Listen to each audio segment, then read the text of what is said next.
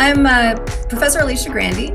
I'm at Penn State University, and we are located in the middle of Pennsylvania, pretty much smack in the middle, in a little town called State College. So when I was in college, I, like many of us, thought I wanted to be a counseling psychologist or someone that helped out. My real goal was to be a counselor in elementary schools or junior high, always our favorite time of life. And I really wanted to help people. I wanted to apply and understand psychological principles and how they apply to understanding people. And I had no idea what industrial organizational psychology was. And then my senior year, I took a class where I started talking to the professor in office hours, and he told me about IO psychology. And I had started to question whether I was really cut out for counseling and whether I could really stand the emotional angst of working with junior high kids all day long. So I ended up exploring IO psychology as a graduate career and managed to get into a program at Colorado State University. The year I spent getting ready to apply to grad school, I also was working in multiple jobs. I was living at home and I was working as a receptionist. I was taking classes at Portland State University, and I was working as a barista at Starbucks. And I had this interesting experience where I was just exhausted working at Starbucks, and I didn't know why. I mean, it was, it should be easy. You're just schlepping coffee. And this class at Portland State had me read this book on the managed heart. And it was all about emotional labor and how it's this kind of invisible form of work where we have to constantly manage our emotions as part of our jobs. And I realized that that was part of what I was concerned about with being a counselor, was that emotional labor required for working with junior high kids. But I really liked the idea of studying it and how our emotions are something that we have to regulate and use, and that's often part of our work. And it's related to burnout, but also to performance. And in fact, that's what, once I went into grad school, that's what I ended up doing for my dissertation and what I studied today. So I study emotions in the workplace, and there's actually three main areas that you can talk about when you're talking about emotions in the workplace research. One is the feelings people have at work, and that's probably the main one most people would think of. So for example, to do this podcast, I just had a really frustrating experience with my computer. It made me really tense, and that can actually narrow our thinking and affect our ability to think clearly. We can also have experiences of envy. So we might see a colleague get promoted, and we can feel badly towards them and want to undermine them and bring them back down to our level, but it can also motivate us to want to work harder. So we can also experience pride, which is a positive emotion. So emotions in general, while we think of them sometimes as positive and negative, they're not necessarily good or bad for the workplace in the same way. Emotions are action tendencies. They give us kind of motivation to move in certain directions rather than in other directions. So while workplaces might want to emphasize the positive emotions, experiences of pride or enjoyment at work, and minimize negative ones, that's not necessarily always desirable to feel all good and never feel a little bit of anxiety at work, which can motivate us. There's actually really interesting research right now on feeling of envy or anger and how that is motivating as well. For example, anger in response to injustice can make us want to right the wrongs that we see in the workplace, maybe whistleblowing, for example.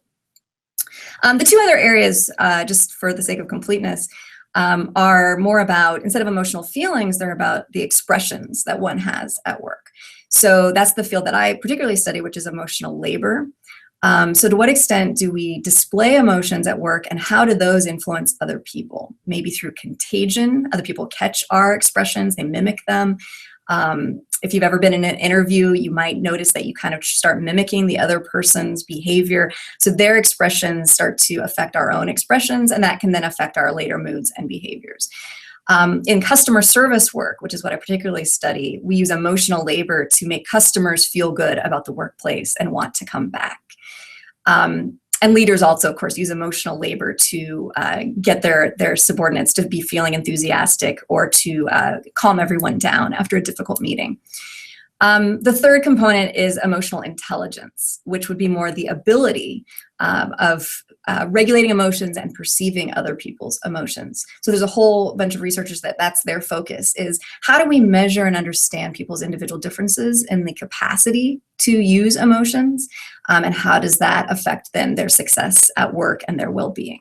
So again, the three parts are how we feel at work, the emotions, how we express at work, emotional labor, emotional displays, and the third one is our emotional intelligence or abilities.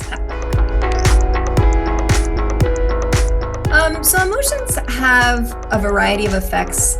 Probably the easiest way to break it down is that they can affect our well-being and they can affect our performance. And by performance, I mean our work behaviors, which may be desirable or counterproductive for the workplace. So in a sense, emotions are a motivational force, an arousal state, but one that kind of pushes us in one direction or another. So in terms of positive and negative outcomes, emotions that we might think of as positive emotions, so things that are good to feel, like pride, are not necessarily always going to have positive outcomes. In fact, I think it's more interesting when you start thinking about when do positive emotions maybe sometimes have negative outcomes and vice versa. So for example, I'm currently working on a project about when is pride actually negative for the workplace? And right now, maybe you're thinking about times where someone expressed pride or felt pride and other people responded with envy. And it maybe changed the work dynamics when one person kind of rises above others and shows it in their expressions of, the Superman pose, I'm above you, with their feelings of achievement. A negative emotion like anger or anxiety is also something that it's unpleasant maybe to feel, but that unpleasantness motivates us towards action. And that action could have benefits to the workplace. So the feeling of anger or outrage at what we're seeing at work, maybe we've seen someone be harassed or treated disrespectfully. Speaking up is one of those outcomes, those positive outcomes of the feeling of anger. So whistleblowing, when we see unethical behavior at work, is a positive outcome from a negative emotion. Even anxiety, which of course if felt too much, it affects our well-being. Experiencing anxiety over periods of time stresses our body. It's creating an arousal state that is hard to maintain over time, and that's well established in the psychological literature. But in short, moments where we know we can cope, it's just that feeling of arousal. That feeling of, oh no, there's a deadline, that's very motivating. So there's a fine line between anxiety or stress that is beneficial and that is over the long term detrimental for well-being. And that performance well-being trade-off is a really important part of IO psychology. Understanding, how do we maximize both for employees is what I see as kind of core to IO psychology. So most of us have had the experience of interacting with emotional labor, and that's part of why I love studying it. So many college students have had the experience of doing emotional labor work, which would be any kind of job where you're interacting with others, specifically with the public, so not with coworkers, although people call that emotional labor as well. But when you're interacting with others as a part of your job, and a central part of your job is to display emotions and induce emotions in the other person. So the prototypical example of emotional labor is service with a smile requirements, right?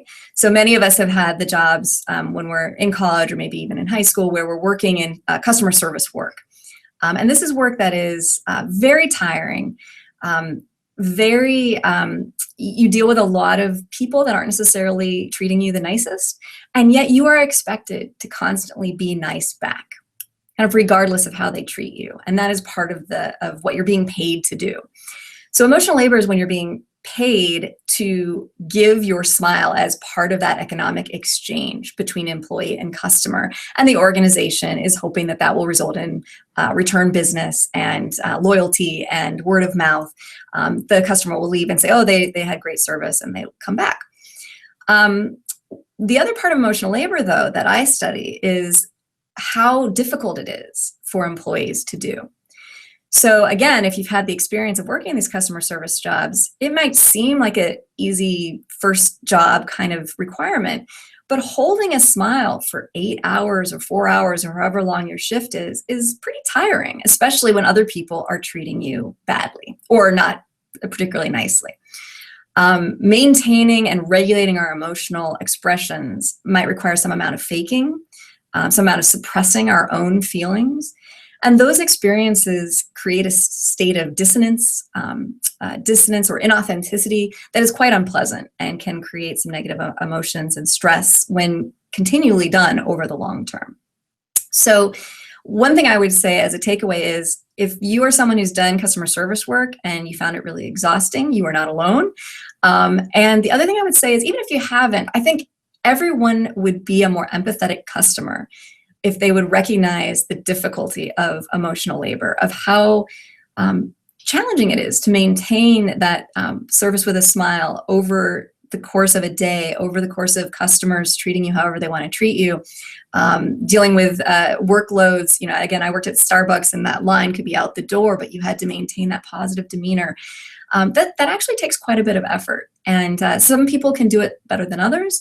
But for anyone doing it all day long is tiring. So having more empathy for your customer service providers, and recognizing, if you are a customer service provider, that this is something that it makes sense that it's tiring from a psychological perspective.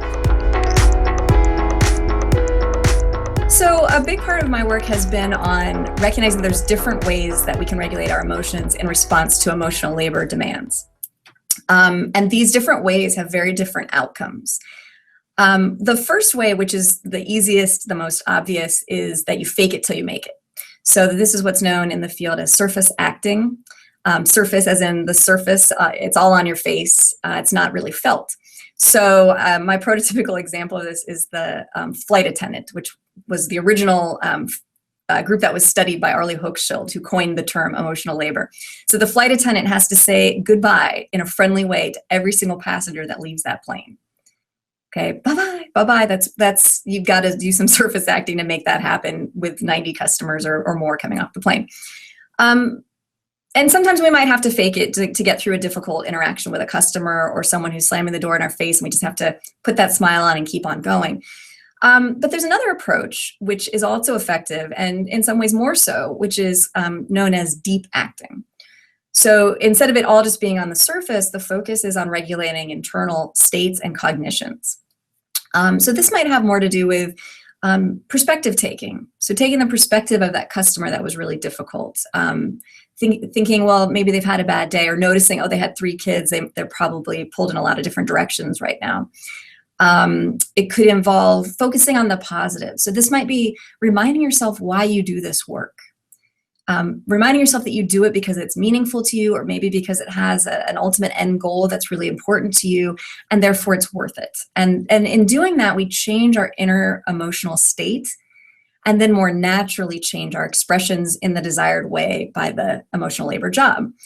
And that process, while it's laborious and it takes some amount of cognitive effort and ability to be able to do, reduces the dissonance, because how we feel is now consistent with our expressions, and it appears more authentic to the customer. And so it actually has a more positive outcome in terms of performance as well.